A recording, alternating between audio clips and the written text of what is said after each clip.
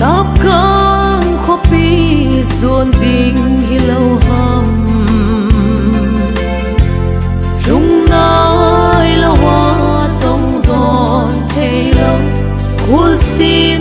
đã chân riêng hầm.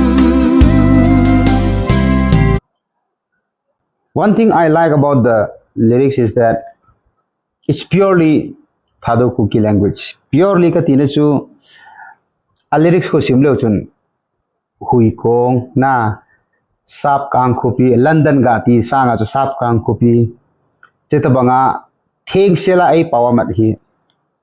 them ka selen ka pa cha thejeng Ajit pa le composer hi laljom len gangte anjo ka simdo chu laljom len gangte le kilomin na pa cha rom momonge them jong them lejeng Cái hiếu tông đòn thế lâu cuốn xin